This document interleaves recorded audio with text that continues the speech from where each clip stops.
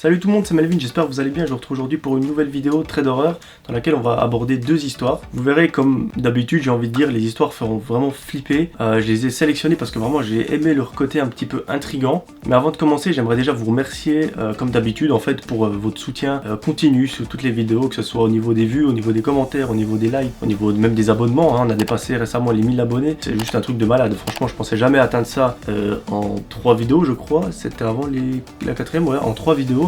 Franchement, merci à vous, merci de me soutenir, merci de me faire confiance, merci de regarder mes vidéos et j'espère vraiment qu'elles vous font plaisir. En tout cas, moi, comme d'habitude, je prends un réel kiff à les faire. Merci en tout cas, merci à toutes les personnes qui commentent, à toutes les personnes qui likent, à toutes les personnes qui s'abonnent ou même à toutes les personnes qui regardent sans commenter, sans liker. Ça me fait super plaisir. J'espère que vous continuerez, en tout cas, comptez sur moi pour continuer les vidéos. C'est avec plaisir que je les fais, donc il n'y a vraiment aucune raison que j'arrête. Je sais que vous attendez les histoires avec impatience, je vous propose directement de commencer maintenant.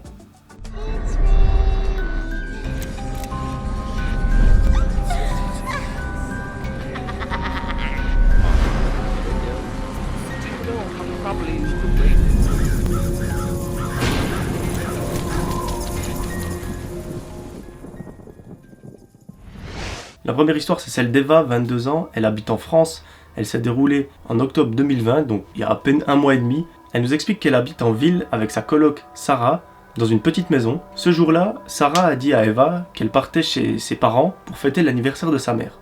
Eva nous explique que ce soir-là, elle restera seule à la maison, mais elle nous explique qu'elle ne sera pas finalement si seule que ça. Elle a un perroquet, qu'elle a même nommé Le Pen, ne me demandez pas pourquoi, je ne saurais pas vous répondre. Et que ce perroquet a une particularité, c'est que lorsqu'il voit Sarah entrer dans la pièce où il se trouve, il crie « Trouvé ». Notez bien ce détail, c'est super important pour le reste de la vidéo. Elle nous explique que ce fameux soir, il est environ 22h, qu'elle regarde une série sur Netflix, une série d'horreur en plus de ça, et qu'elle attend l'Uber Eats qu'elle a commandé parce qu'elle avait une petite faim. Une fois son épisode terminé, elle se dit « Bon, je vais aller prendre une petite douche, comme ça c'est fait ». Donc elle va dans la salle de bain, elle prend sa douche et elle nous explique que lorsqu'elle prend une douche, elle, c'est complètement une fête. C'est un concert, elle chante à tue-tête, vraiment, c'est n'importe quoi et qu'elle voit souvent pas le temps passer. En sortant de la douche et une fois qu'elle s'est rhabillée, elle entend un bruit qui provient de la porte d'entrée de sa maison. À ce moment-là, elle commence à flipper parce qu'elle se dit « Je suis censée être seule à la maison ce soir, à moins que le livreur Uber Eats ne défonce la porte pour amener mon plat de pâtes sur la table à manger, je vois pas qui peut faire du bruit à la porte d'entrée. » Elle ouvre la porte de la salle de bain et en voyant la porte d'entrée, elle voit que cette dernière est un peu entrouverte. Elle décide de prendre son courage à deux mains, chose que je n'aurais absolument pas faite à sa place, et de sortir de la salle de bain pour aller voir ce qui se passe un peu dans le couloir. Elle voit qu'il n'y a personne, elle n'entend pas forcément de bruit, elle se dit, bon, pour se rassurer évidemment, que c'est sans doute Sarah qui, lorsqu'elle est partie, a mal fermé la porte, et qu'il y a eu forcément un coup de vent, et que la porte s'est un peu décalée, et elle décide de refermer cette porte à clé. Elle reprend un peu son souffle, elle reprend un peu ses esprits. Elle retourne dans le salon, récupérer son verre sur la table pour aller le laver dans la cuisine. Arrivée dans la cuisine, Eva a un énorme coup de stress. Elle se souvient d'avoir vu un couteau, donc leur couteau de cuisine, qui était rangé à un endroit spécial et il n'y est plus. Elle nous explique qu'il était posé sur le plan de travail, qu'elle s'en souvient, mais que là il n'y est plus. Donc imaginez-vous un peu à sa place, vous êtes dans une maison seule, vous venez de sortir de la douche, il y a un couteau qui manque et vous avez vu la porte d'entrée entrouverte. Je pense que c'est légitime de se dire qu'on peut se faire des films à ce moment-là. Elle est donc dans la cuisine en énorme stress, et c'est à ce moment-là, pour en rajouter une couche, qu'elle entend son perroquet dans la chambre crier « Trouvé ». Et si vous vous souvenez bien, au début de la vidéo, je vous ai dit que le perroquet criait « Trouvé » lorsqu'elle passait devant lui. Donc à ce moment-là de la vidéo, j'ai la chair de poule comme d'habitude, parce que ça me fait flipper ce genre d'histoire. Donc ça veut dire que quelqu'un est passé devant le perroquet dans la chambre, sachant qu'un couteau manque à l'appel dans la cuisine. Imaginez un petit peu la situation que vit Eva actuellement. Eva, pour je ne sais quelle raison, se rue vers la porte de la chambre, et arrivée devant la porte de la chambre, elle entend la sonnette de la porte d'entrée, et c'est enfin le livreur Uber Eats qui arrive. Par je ne sais quel miracle, le livreur arrive à ce moment-là. Elle se dit voilà, il y a quelqu'un pour m'aider, je ne suis plus toute seule. À ce moment-là, Eva nous explique qu'elle tape son meilleur rush dans le couloir jusqu'à la porte d'entrée, qu'elle court à travers la porte d'entrée, donc elle ouvre la porte d'entrée, elle court à travers, elle pousse le livreur et elle ferme la porte, et à ce moment-là, elle agrippe la poignée pour ne pas que la personne qui se trouve à l'intérieur puisse sortir. Elle explique très rapidement au livreur, un peu dans la folie, ce qui est en train de se passer dans la maison. Elle lui dit d'appeler la police immédiatement parce qu'elle n'a pas son téléphone, elle l'a oublié dans la salle de bain lorsqu'elle faisait son concert sous la douche. Et elle lui dit au livreur, faites le tour de la maison, empêchez la personne qui se trouve dans la maison de sortir.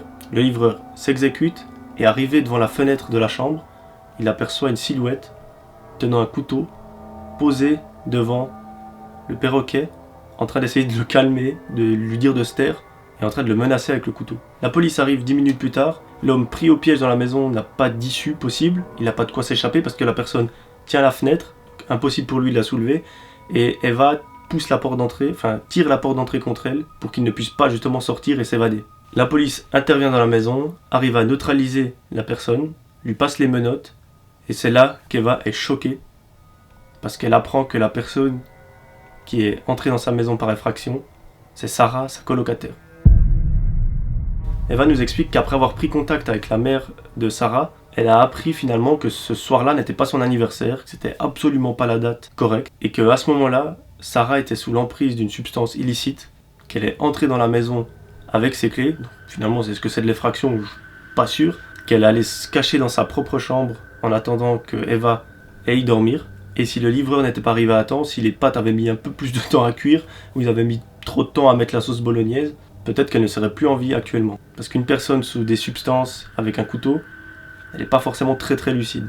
Eva nous raconte finalement qu'elle n'a plus de nouvelles de Sarah, elle a été arrêtée, elle a été jugée pour cela. Elle nous raconte aussi que depuis ce jour-là, évidemment, elle a changé de colocation, elle est avec 4 amis cette fois-ci, donc ils sont 5 dans la maison, 6 si on compte le perroquet qui s'en est sorti indemne, qui n'a pas de blessure, qui va très bien et qui apparemment continue toujours de dire trouver lorsqu'il voit Eva ou quelqu'un passer devant lui. Donc finalement cette histoire se termine plutôt bien comparé à la dernière vidéo avec l'enfant, il n'y a pas eu de blessés, pas eu de mort cette fois-ci. La deuxième histoire, c'est celle de Paul. Il nous explique qu'elle s'est passée en juillet 2020, donc de nouveau, il y a à peine 6 mois. Paul est conseiller client dans une banque, dans le centre de la France. Il nous raconte qu'il n'a pas de problème avec ses collègues, du reste il s'entend très bien avec 2 d'entre eux, Anaïs et Julien. Il nous raconte aussi que les clients sont très sympathiques, qu'il n'a jamais eu de clients désagréables ou méchants, et qu'il arrive même que, entre collègues, mais notamment avec Anaïs et Julien, ils s'organisent des soirées entre eux, chez l'un ou chez l'autre. Paul nous explique que, vu qu'il est au bureau à l'entrée du bâtiment, il remarque depuis quelques semaines qu'un individu, pas forcément étrange, vient tous les jours déposer des lettres dans des boîtes aux lettres, donc qui se trouvent vraiment à quelques mètres de Paul. Ça fait beaucoup de être dans la même phrase, hein. Et que lorsqu'il dépose ses lettres dans les boîtes aux lettres, il dévisage un peu Paul du regard. Dans son bureau, Paul a une fenêtre qui donne justement sur l'entrée du bâtiment, et il nous explique que contre cette fenêtre, il y a un film opaque. Ça veut dire que une grande partie de la fenêtre, on ne voit pas à travers. Ce fameux jour, il s'est levé, et malheureusement le film n'est pas assez haut, enfin quand il est debout en gros, le film il arrive à voir par-dessus, et il remarque cette personne qui se trouve sur le trottoir de l'autre côté de la route, en train de le fixer. Il nous raconte que cet événement ne l'a pas forcément marqué plus que ça, mais que l'info est quand même restée gravée dans sa tête, histoire de dire, fais juste un peu gaffe. Il trouvait juste ça bizarre de croiser autant de fois le regard, en si peu de temps, de cette personne qui le mettait un peu mal à l'aise. Durant une soirée qui se déroulait chez Anaïs, il leur explique à elle et Julien que, voilà, il a rencontré cette personne, qu'il l'a vue plusieurs fois, notamment qu'elle était de l'autre côté du trottoir en train de le fixer, et que voilà, ça lui paraît bizarre et il voulait un peu avoir leur avis. Ses 2 collègues lui disent alors, écoute, ça peut paraître normal, tu sais, on a beaucoup de clients la journée, qui viennent régulièrement, ça peut te faire un peu des idées comme quoi ils t'observent, ils te fixent, et franchement, ne te fais pas de soucis. Paul, à ce moment-là, donne une description de l'individu à Anaïs et Julien. Il leur explique que, en gros, la personne fait à peu près 1m80, les cheveux bruns, une petite barbe de 3 jours, et qu'il a une cicatrice derrière la tête. Lorsque Paul évoque ce détail de la cicatrice derrière la tête, Anaïs perd toute expression sur le visage et devient toute blanche. Paul se dit juste, c'est peut-être le détail qui lui a fait peur, peut-être qu'elle aime pas le sang, peut-être qu'elle aime pas les cicatrices, je vais pas forcément plus m'intéresser que ça. La soirée continue et tout va bien.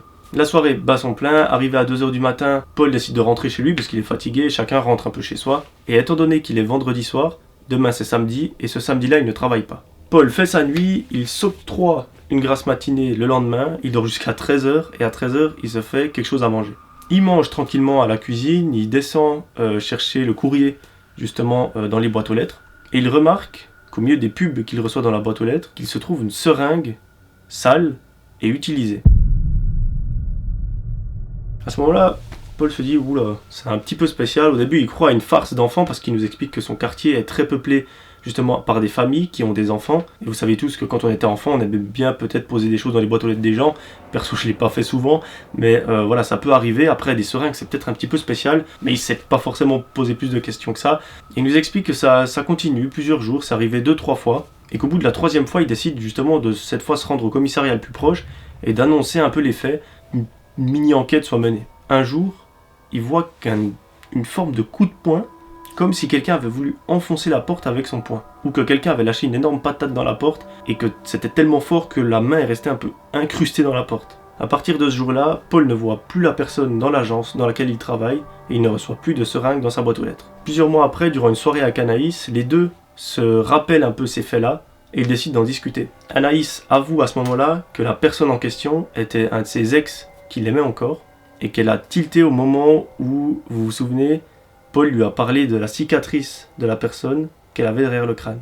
Apparemment, cette personne a été arrêtée 3 jours après que Paul se soit rendu au commissariat et qu'il a été arrêté en flagrant délit parce qu'apparemment il essayait de forcer la porte d'entrée d'Anaïs. La personne a avoué aux enquêteurs qu'il se rendait tout le temps dans l'agence pour voir Anaïs, mais qu'un soir, lorsqu'une soirée se déroulait chez Anaïs, il a vu Paul sortir du bâtiment et qu'il a cru que c'était justement devenu son nouveau petit ami. Il a donc suivi Paul et a essayé de le contaminer par des seringues dans sa boîte aux lettres. Effectivement, cette personne, comme vous l'aurez peut-être deviné, est séropositive et elle a essayé de contaminer, donc de mettre la santé de Paul en danger en essayant de le contaminer avec des seringues dans sa boîte aux lettres.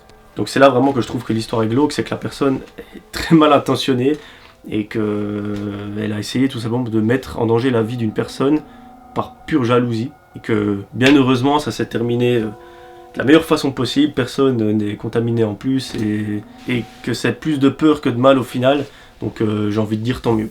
Voilà, c'est la fin de cette vidéo, j'espère qu'elle vous aura plu. N'hésitez pas à mettre dans les commentaires ce que vous en avez pensé. Moi perso, ma préférée c'était la première histoire. C'est de nouveau ce délire un peu d'être seul à la maison alors qu'on ne l'est pas forcément, ça j'adore. Il y a une question que je voudrais vous poser particulièrement, et ça je compte sur vous pour mettre un commentaire sur ça, c'est au niveau du planning des vidéos. Dites-moi si vous préférez avoir 3 ou 4 vidéos par semaine d'une seule histoire, donc potentiellement des vidéos de moins de 10 minutes ou de 10 minutes, ou alors 2 vidéos, une le mardi, une le vendredi, de 2 traits d'horreur si j'arrive à en trouver des bonnes qualités, ou si j'en trouve pas de 1 trade, mais qui seront potentiellement un petit peu plus longues. Je vous dis franchement, moi ça m'arrange plus de faire 3-4 vidéos d'une seule histoire, parce qu'avec mon emploi du temps qui est quand même assez chargé au niveau des études, du boulot et surtout des projets qu'on a à rendre durant cette année, ça m'arrange plus au niveau montage et tournage de faire des petites vidéos, enfin pas des petites vidéos mais des vidéos d'une seule histoire. Donc voilà, moi ça m'arrangerait plus de faire des petites vidéos, mais après si la majorité d'entre vous préfère 2 vidéos un peu plus longues, aucun souci, je m'adapte, je l'ai fait jusqu'à maintenant, j'y arrive très bien, c'est juste un peu moins pratique et ça m'arrange un petit peu moins, mais si vraiment je vois que la majorité d'entre vous préfère 2 vidéos, je le ferai sans aucun souci. Voilà, je crois que je vous ai tout dit, je vous remercie encore une fois pour tout ce que vous faites, les likes, les commentaires, les partages, les vues, enfin vraiment pour tout le soutien, c'est incroyable. J'espère que cette vidéo vous aura plu, ainsi que les futures et que les précédentes. Je vous fais tout plein de gros bisous, je vous souhaite une bonne semaine et je vous retrouve très vite pour de nouvelles vidéos. C'était Melvin, ciao ciao.